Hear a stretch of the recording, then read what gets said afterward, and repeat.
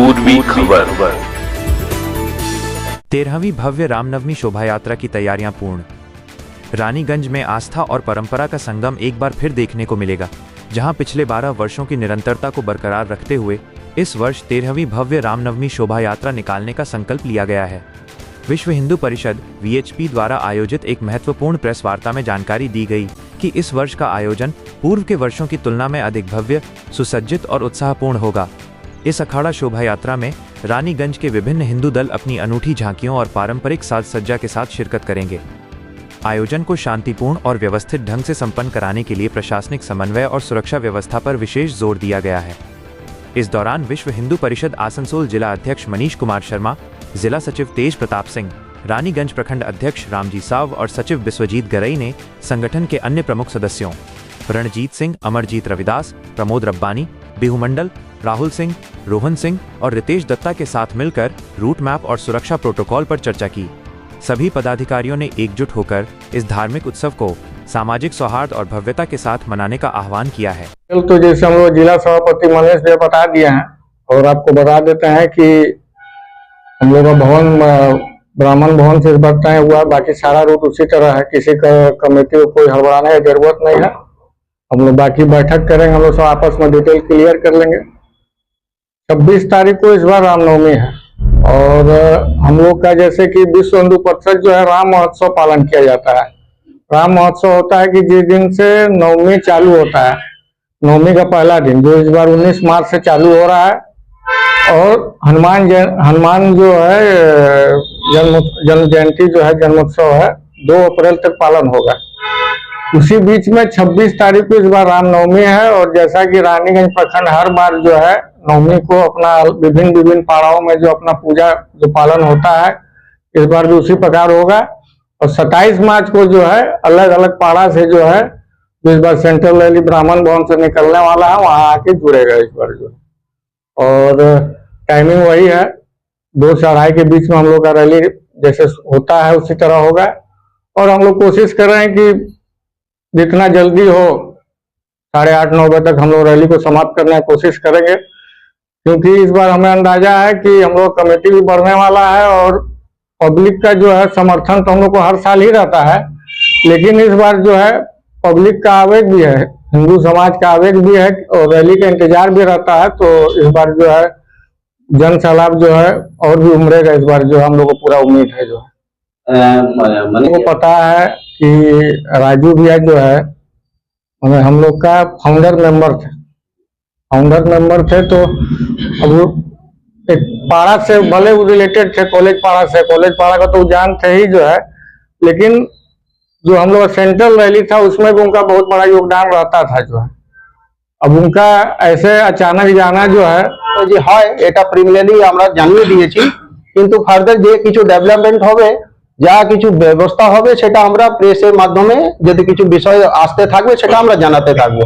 এখন তো এটা ইনিশিয়াল স্টেজে আছে, এখন তো এটা প্রারম্ভিক ভাবই আছে। এখন তো প্রশাসন কি করছে কিংবা কি যে ব্যবস্থা হচ্ছে কি না হচ্ছে সেটা তো এখন বলা যায় না, কিন্তু আমরা সব আশা করি সব ভালোই আছে। সব সনাতনী লোক আছে, ভালো আছে, সব তো কোনো এটা বিষয় তো শোভাযাত্রা বিষয় আছে, এটা ভালোই চিন্তা করেই সব কাজ করা যায়।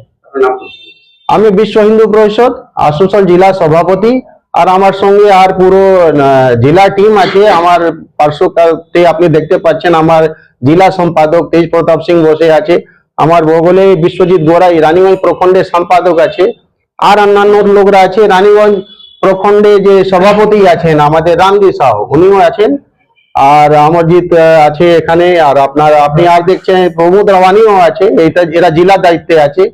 তো পুরো টিম আছে। আজকে জেলা আর রানীগঞ্জ প্রখণ্ড মিলিত ভাবে এই একটা প্রেস মিট করেছি। তো আশা করি আমি সব প্রশ্নদের ভালো করে আপনাদেরকে রানীগঞ্জ নগরবাসীকে জানানো হয়েছে।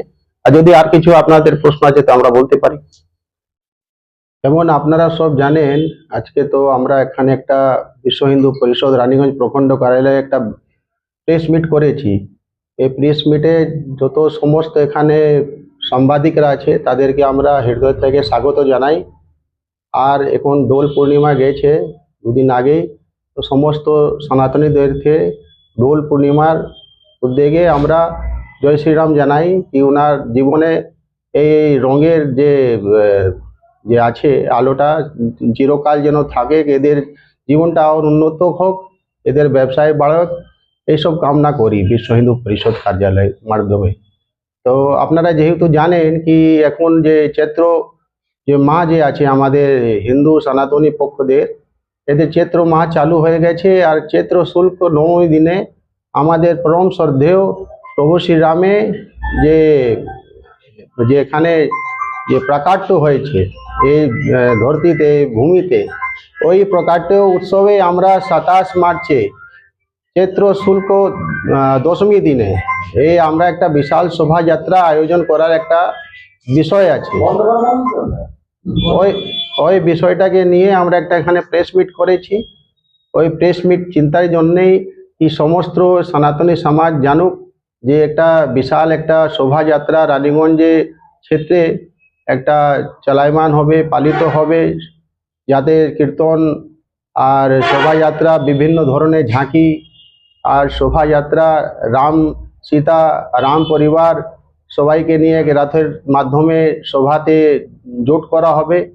এই উদ্যোগটা বিশ্ব হিন্দু পরিষদ রানীগঞ্জ প্রখণ্ডে প্রকল্পটাকে নিয়েছে। এই প্রকল্পকে সমালোচনা রেখে সবাইকে, সব সনাতনীদের জন্য হৃদয় থেকে তাদের আবেগ আর তাদেরকে এখানে জোট দিয়ে এই যে সংস্কৃতি আছে, যে আমাদের যে রাম ধর্মীয় সংস্কৃতি আছে, এই বাড়ু করে যে শোভাযাত্রা, যে রানীগঞ্জের একটা বিখ্যাত শোভাযাত্রা আছে, এর কীর্তি আর যে নাম আছে এ আর ঊর্ধ্বায়মান হোক, আর এর বৃদ্ধি হোক, সেটাই আমরা কামনা করে এখানে একটা সবার সনাতনীদেরকে জানানো যাচ্ছে কি এই শোভাযাত্রা 27 মার্চে রানীগঞ্জ শ্রী মারবাড়ি ব্রাহ্মণ সভা ভবন থেকে এটা আরম্ভ হবে। এটা পুরো রানীগঞ্জে যে রুট ছিল ওই রুটেকে পালন করে করে আবার এই শোভাযাত্রাটা শ্রী মারবাড়ি ব্রাহ্মণ সভা ভবনেই সম্পন্ন হবে। তো এটাই বিষয় আছে। এই বিষয়তে আমি একটা বিষয় বলে দিতে চাই কি একটা আমাদের দুঃখ ঘটনা 2 মাস আগেই হয়েছিল, যে আমাদের একটা যে রানীগঞ্জ শোভাযাত্রাকে যে চালু করার একটা যে পুরুষ ছিলেন আমাদের রাজু বর্মনজি, উনি 2 মাস আগে উনার শরীর শান্ত হয়ে গেছে। তো এই শোভাযাত্রাতে উনি থাকবেন না। উনি একটা প্রতিষ্ঠাতা ছিলেন যে রানীগঞ্জের শোভাযাত্রা যে চালু করার জন্যে, যে আমরা আজকে 12-13 বছর থেকে এটা পালিত করে যাচ্ছি।